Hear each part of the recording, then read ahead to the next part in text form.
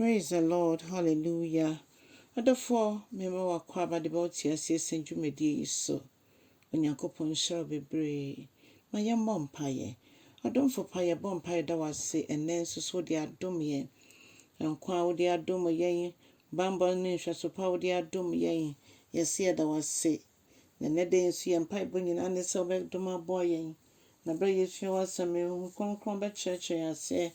Ni be wie no ye betin kasampa wona mwasem so a church ye ma yati ase ye da wase bebre e wo Jesus Christ dim ne abompai. Hallelujah.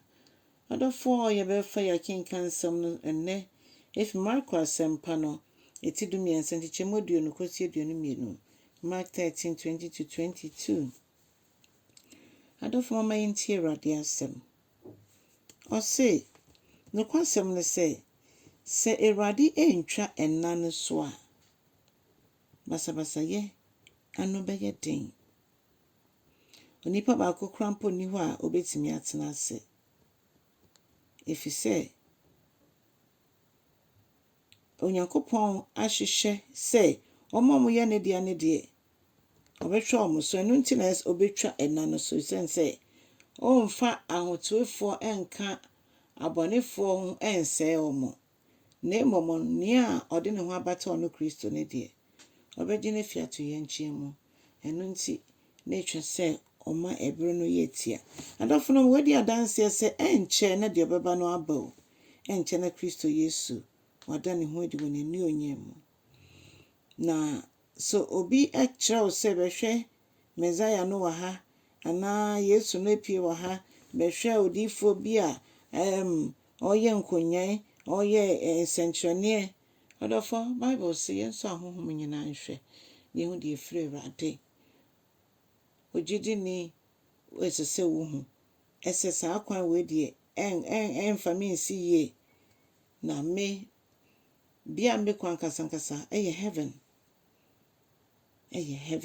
sine atwe no beka cheye bia no ne ye de tutu ho ahwe se nyo okay ne nipa ye ya ensi ne ye se migusu ye bi de na ese metwe me ho efirimu afei o se nipa bi beba mbe ya owade na monhwe na monni omachi yenka sensentrene ye nanso ye hu ne se binum ho a omfire Awurade omo so ye nsentrene nti yen ne sa no pa bia de ye ho ahye Awurade nse wie nwumre ebre biara ya dwen beba so bia ye ne Onyankopon nyankita hodie eno sa no esansi ye ne no ntem den kita hodie ne den ne ntem be bia ye be bia ya no obia no na waye krado so obeji yen eno nti o se ya nhwe ne ye a ye kro Onyankopon asam yi yen se ye gidifo no mpo no wan hwe asankrofo betimi abedada yen eno nti o se yema yeni na ho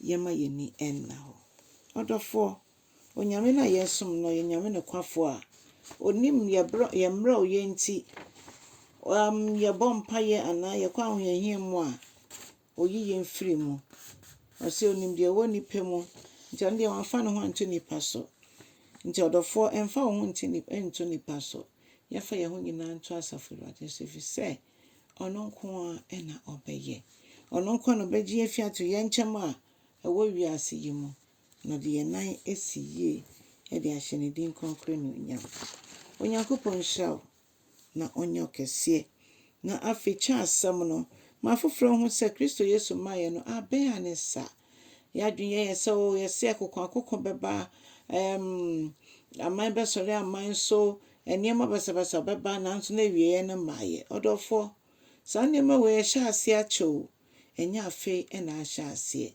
intini fiti ase no na Yesu peso kasa wo hu we no mo a ai etise dia wo aka obi ebepem no obesue na so ya bredi aben chense dia time na Yesu kan in 2000 years ne no mroye na aba betoso se we ntwa so a oma ya sam we yi omumpo ombe ya yerama Awurade hu ye mobo no mo ye ntimi ma ye ni entimo no nko aso enkoba ne se yakoti bie bi nti ye de ye bobo bi din se sa nipa no obentata hwe ama Dabi.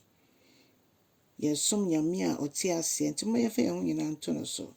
Motro mojo deɛ yɛn kae sɛ ɔbɛfi ne yɛn efi n'anum.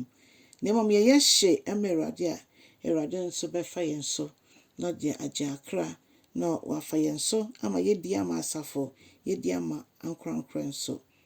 Onyankopɔn nhyira wo na ɔnyɛ ɔkɛseɛ wɔ Yesu Kristo din mu. Amen and amen.